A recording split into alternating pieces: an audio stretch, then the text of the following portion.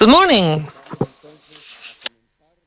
Let us begin. So, you're all very, very welcome to our fourth day of the Sipei. I think that undoubtedly yesterday was a very special day.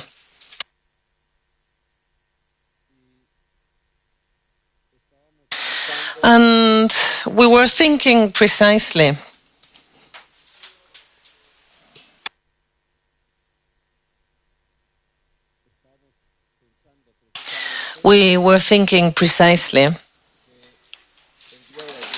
that yesterday, visiting places that for us, in our tradition, are holy places like Montserrat and here Manresa, holy places because they talk to us deeply of God, because they make us come close to God and to the others. And we have here this sentence of Saint Ignatius' autobiography that has to do with Manresa. It was here, in this place, where Saint Ignatius pronounced those very, very well-known words. What new kind of life is this upon which I am entering? What new kind of life is this upon which I am entering? Manresa means for Saint Ignatius, in his spiritual itinerary, a radical change, profound change. The person who arrived here is not the same person who left this place. The Saint Ignatius who came to Manresa from Montserrat was a man with deep wishes towards conversion, but still naive in spiritual things. Somebody with no spirit discretion. And then Manresa, after the steps he took, he truly opened up to a new life. So that's the reason why this question should resonate in us all. What new kind of life is this upon which I am entering? These locations, these places talk to us about it. That radical change of Saint Ignatius is a transformation. That is the transformation that eventually will lead us to be here.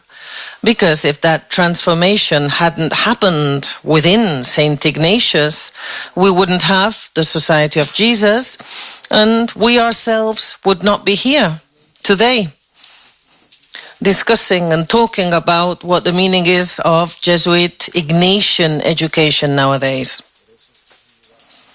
And this is the reason why this is a holy place to us all.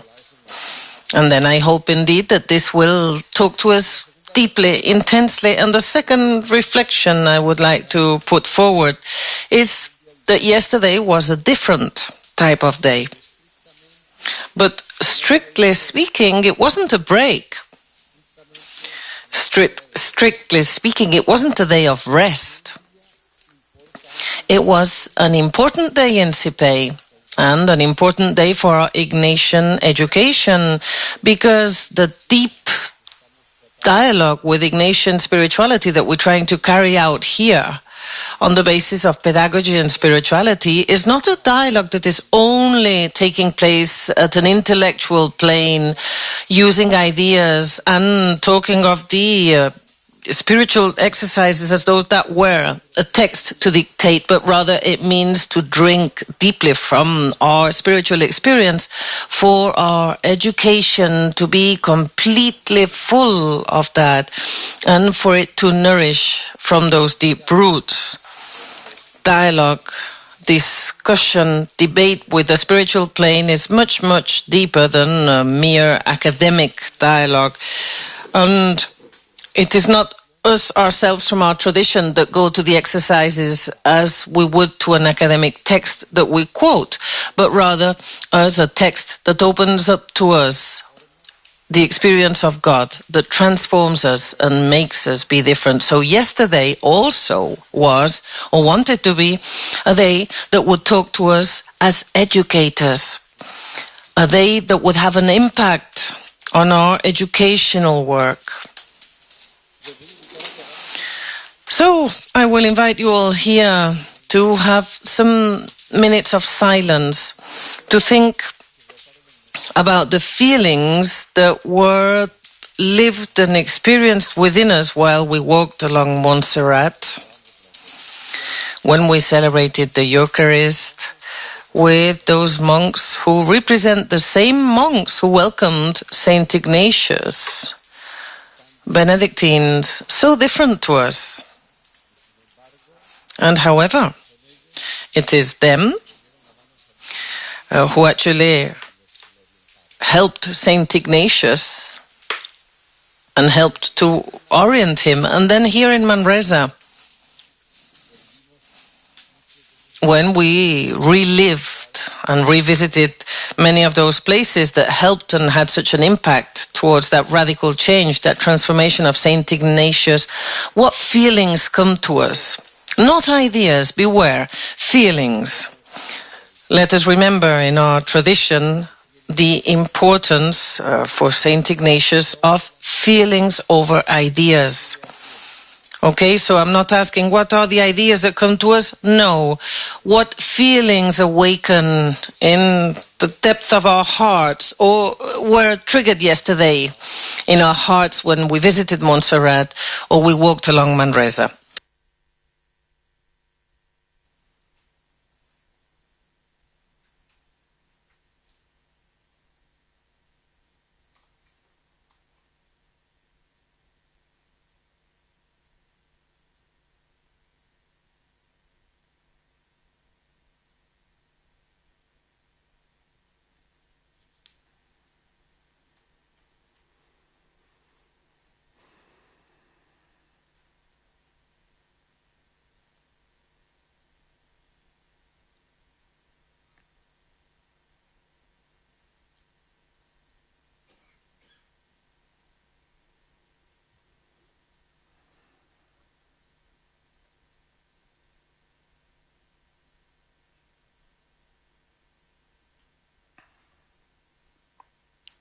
Los invito ahora que... I would invite you now to share with your neighbor, with the person sitting near to you, the feelings, or at least some of the feelings that you would wish to share with the people near to you. 2 or 3 minutes.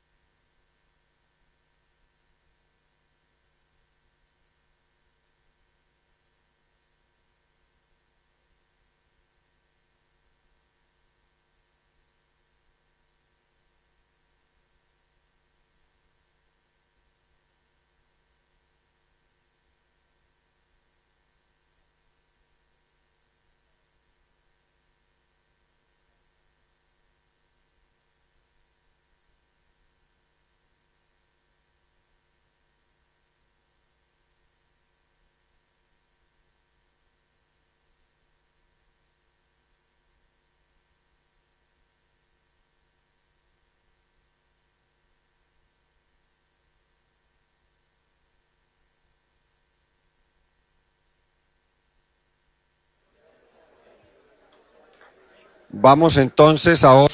Now, I would invite you all to share. I have to say that unfortunately we don't have time to open up to wide participation, but I will invite at least one person, some volunteer of each region of the society represented in the room can share with us, some of his or her feelings. It would be good for the person to tell us. So who would like to break the ice? Who wants to speak on behalf of Asia? George.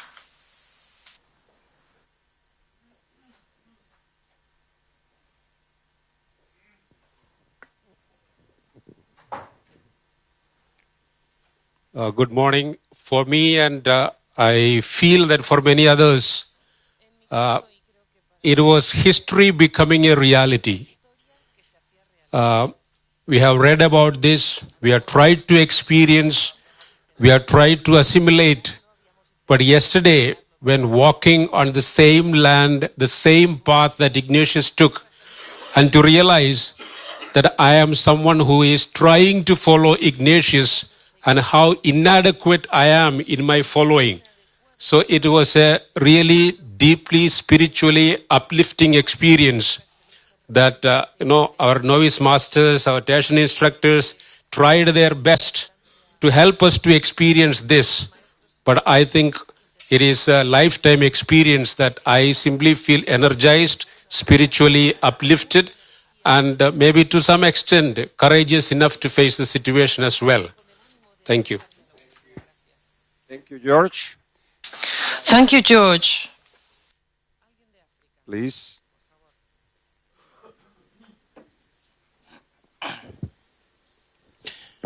Again, for me, was an overwhelming feeling of gratitude.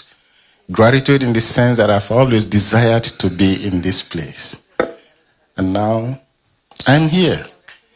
And then walking the path St. Ignatius walked, I was saying to myself, this is not easy, it's scary. Is it what it takes to be a saint?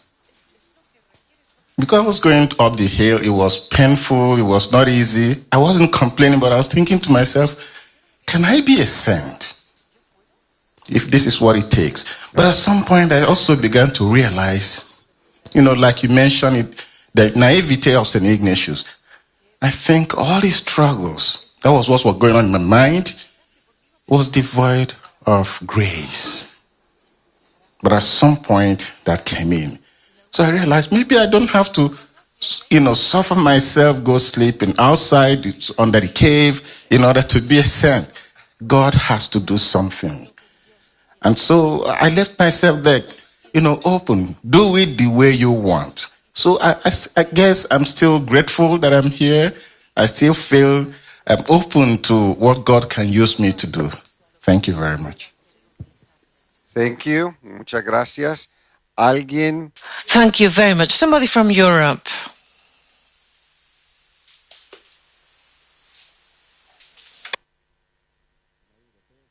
No Europeans, please. Let's see if this is working. Yes. Okay.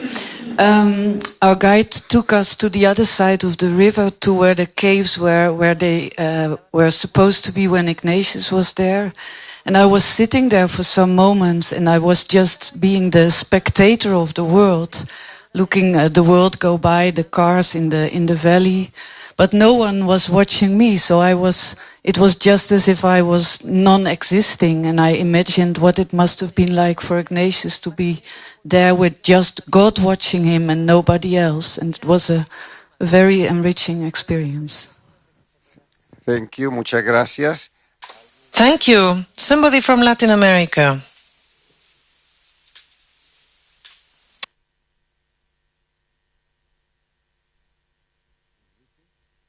Enrique.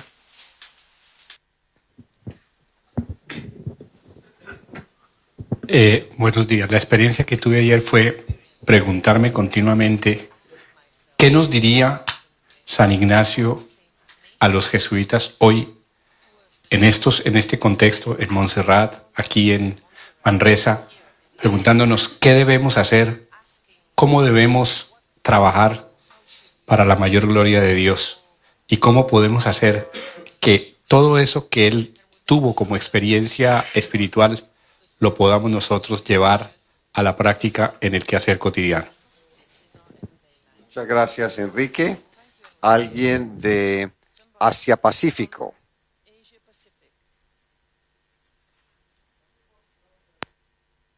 Asia Pacific.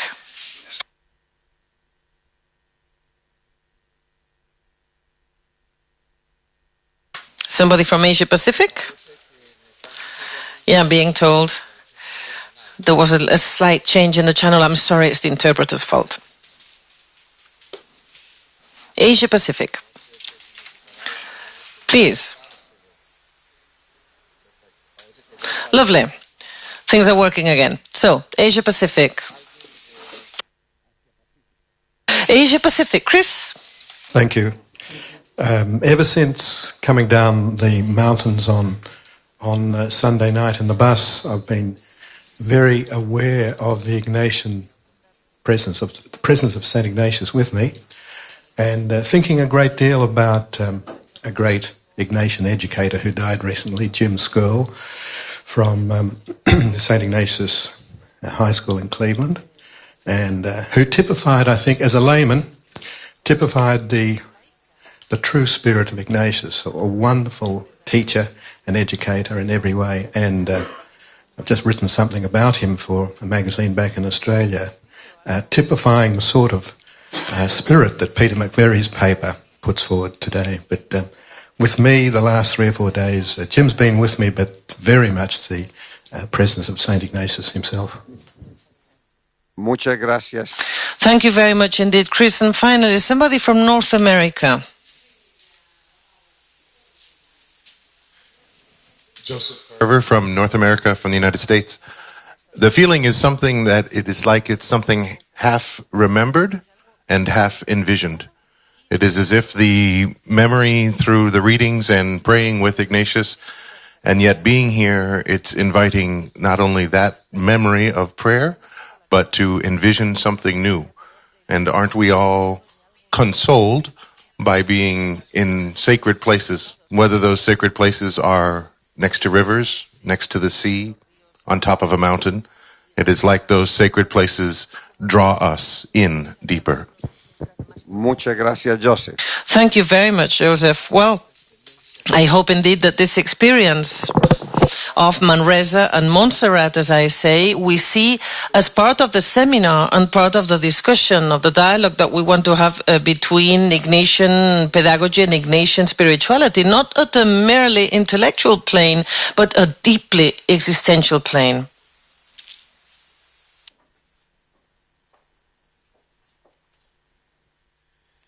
Bien. Well, good morning. Now we are going to go back to the work of the seminar. First of all, what we will do is remember what was discussed on Tuesday with the presentation of the summary that has been printed out for you all.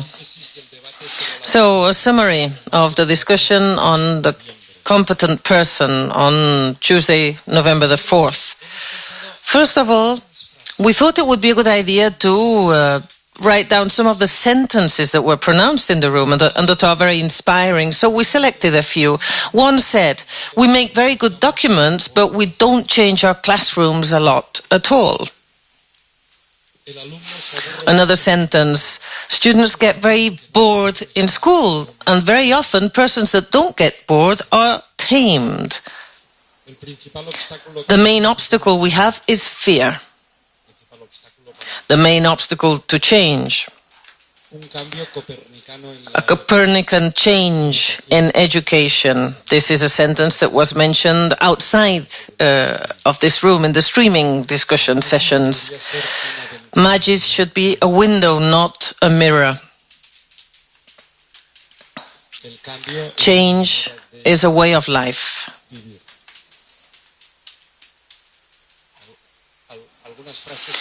These are some sentences that really caused a great impact on us on Tuesday. And now going to the visual summary. You will remember this was a temporary visual representation of the summary that we put forward at the end of the day on Tuesday. The starting point is a mission. We go for a deep change in education, and this we summarized with this visual representation that Mother Montserrat was good enough to lend us. And here, in a parallel way to this visual representation, we wrote down about our eclecticism. That is the fact that we use all neurological and pedagogical contents existing, then the fact that we choose a different curriculum that is prioritized and contextualized, and the need of changing spaces and tempos. This links up very much with the reasons for deep change. We talked about the reasons for change and about the characteristics of features of change. And there, the work in the groups on Tuesday was work that's been very important. I want to thank the secretaries of every one of the groups for their very diligent, painstaking work, in that they gave us very good summaries of what had been discussed in each group, because this helps us so much to be able to carry out the summary of the day. So at the end, thanks to the work in the different groups, we have the answer to the questions, and we have 7 reasons based on consensus for change, because consensus was really great. We've been able to work on the reasons that were mentioned in the different groups, and we have 7 reasons in all. So, upon reducing, we got to 30 reasons at first with the 7 groups, but then we saw that in many groups, people in fact were saying the same thing but with different words. So from 30 reasons, we went down to 7 reasons for change, and we have actually written them down in a priority way on the basis of frequency. So that is, first we have the reason that was mentioned more times among the different groups. And so then, out of the work of the 5 groups, the summary is as follows of the 7 reasons for change, ordered by frequency or priority. And this is in fact a kind of mind map. When we talk about this very important issue, what are the reasons that lead us to change? The first, because we want to educate persons, global citizens that are creative leaders, enthusiastic and transforming, able to adapt in a flexible and free way to the world in which they will have to live. This was the main reason, the most frequently repeated reason for change. Second, because of loyalty to our spirituality, our mission and our identity, and to the call of the General Congregation 35, CG 35, that is to follow the Magis. Third reason, because the world in which we live is changing at an incredible speed. We see these changes occurring in our students, we see it in technologies, in families, in secularization, and also in the natural environment. Fourth reason for change, because we are not attaining our goals. And this can be understood in many ways, but more than one group mentioned that our students, some of our students, many of our students disconnect and get bored. But most especially the idea is that we are not attaining our goals, we are not getting where we want to get. Fifth reason, in order to make sure that the student is in the focus, in the center of learning, and in this way help the student develop his or her gifts to build a vital, essential project for others.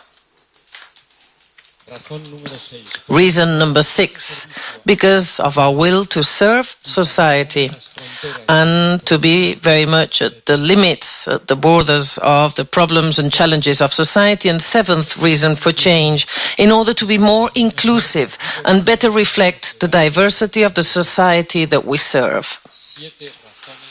7 reasons for a deep change in education.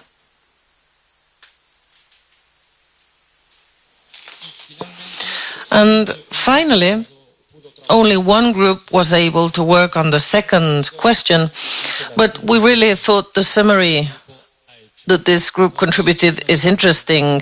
Obviously, it isn't as representative as the other, because in the first one, all the groups talked about the reasons for change, and that's why we had so many, and the summary of the 7 reasons is very strong. But nevertheless, this is interesting. When we asked about the 4 features or characteristics for change, well, the group said, first of all, pedagogical leadership of the managing team. Second, we have to develop the model of the deep change we want. That is what decisions regarding roles of teachers and students, a prioritized, contextualized curriculum, and organization of tempos and spaces within the classroom. The third feature is that the student has to be the protagonist, the main character in his or her own learning process. And 4, we have to go for teacher training in order to be able to implement this change. So, as we see, this group tried to define the essential traits of this deep change in 4 sentences. And with this, then, we have the synthesis, the summary of Tuesday to add to the summary of Monday.